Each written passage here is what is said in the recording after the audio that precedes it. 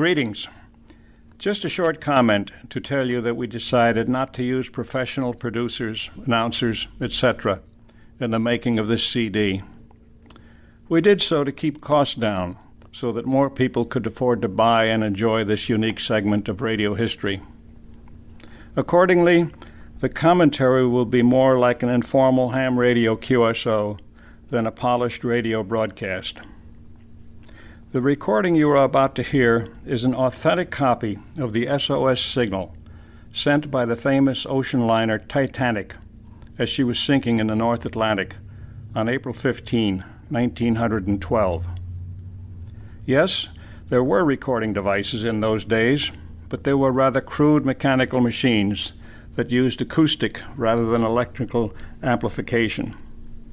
The fidelity was rather poor, but it was sufficient to adequately reproduce the human voice and, of course, the dots and dashes of radio code. If you listen carefully, you will hear, at the start of the recording, a man's voice saying 1912 to indicate the year.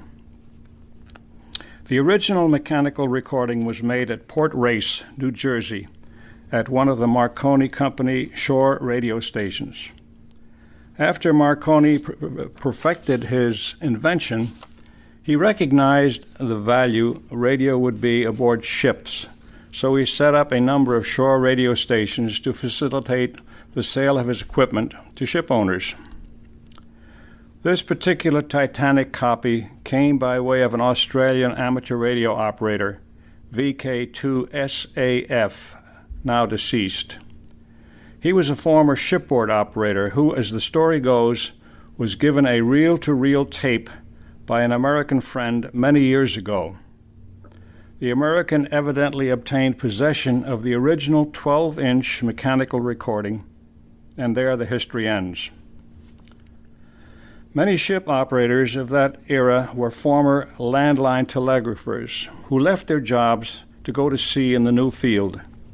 They brought with them, along with the Morse code, the letters CQ, which was a general call to all operators on the circuit. In February 1904, the Marconi Company added the letter D to CQ, and CQD became the universal shipboard distress signal. In later years, an international conference decided on the use of SOS as a universal shipboard distress signal, and this was adopted in 1908. But old customs lingered, and British operators continued to use CQD along with SOS, probably to add emphasis to the fact that they were in big trouble. The Titanic message, as a result, contains both CQD and SOS. We will play the recording 3 times, first at the original speed, and then at progressively slower speeds for those of you working on your code practice. The slower speeds will also enable us to more clearly study the characteristics of the operator sending, or as is known in radio circles, his fist. Here is the first playback. 1912.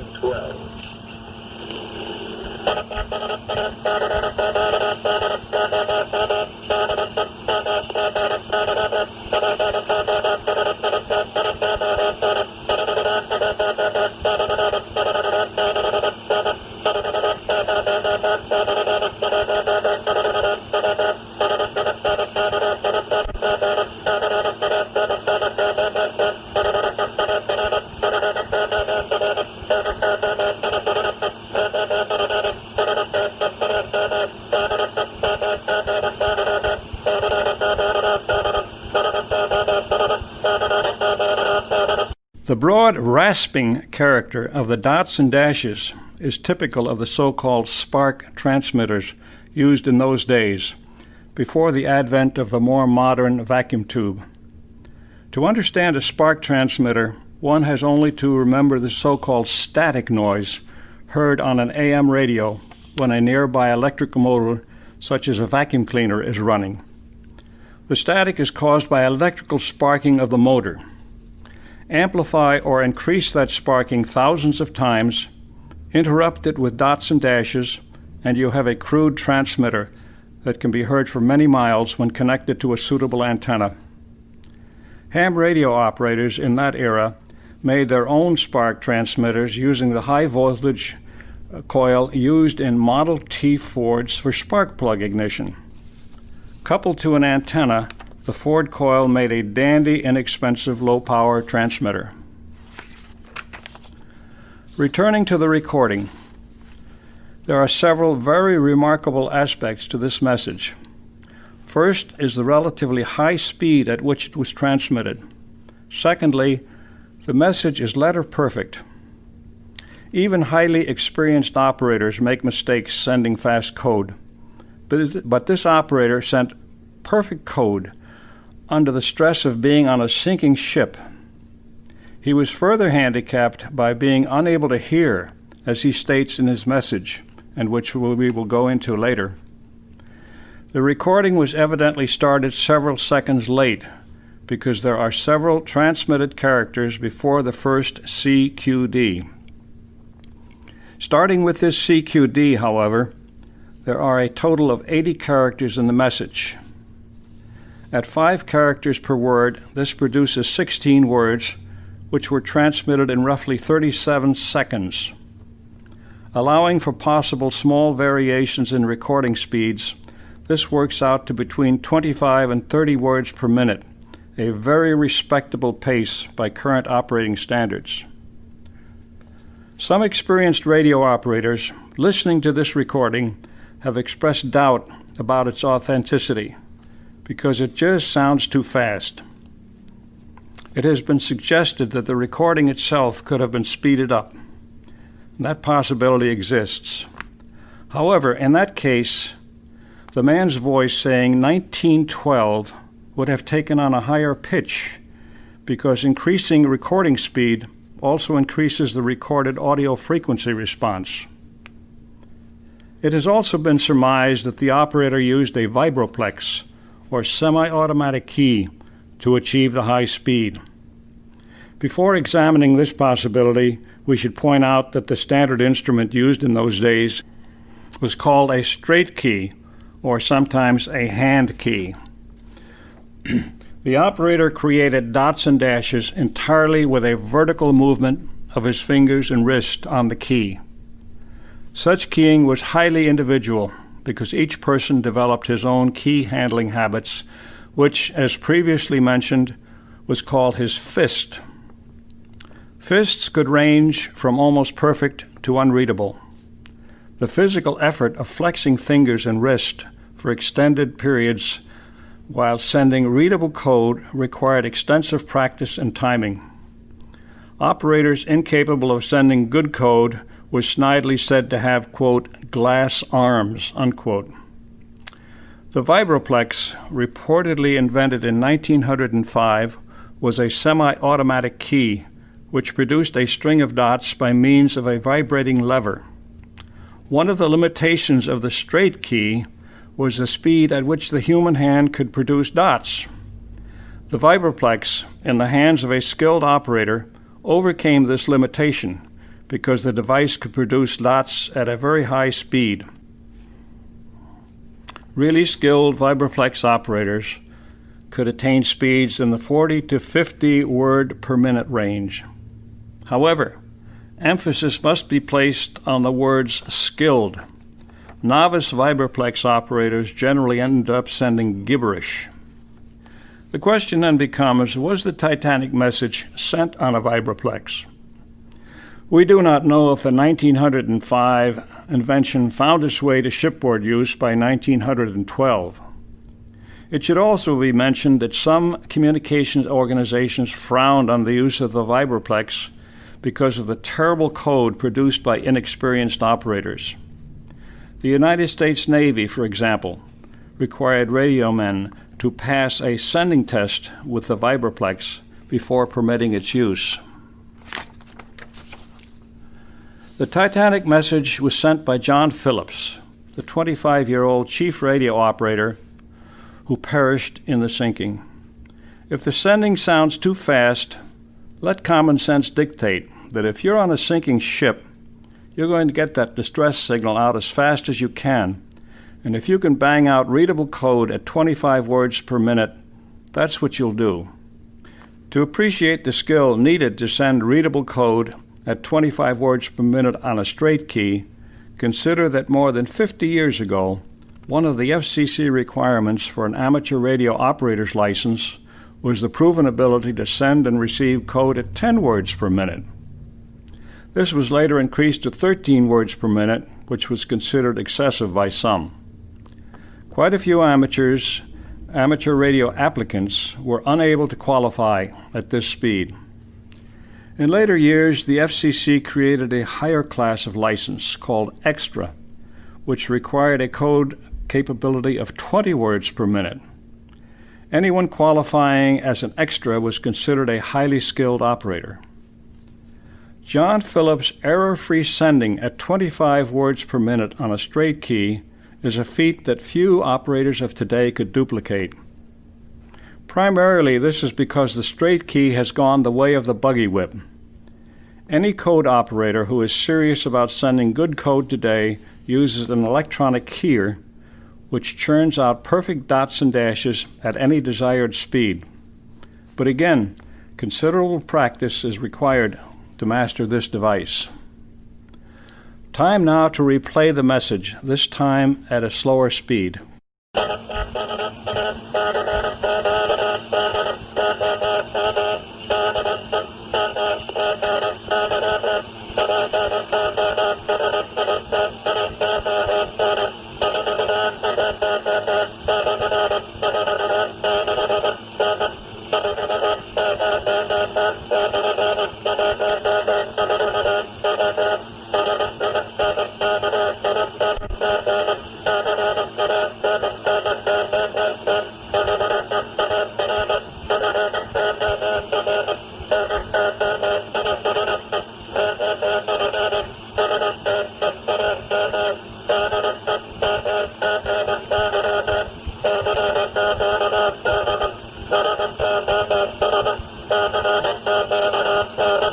At this speed, we can better identify the characteristics of Phillips' fist.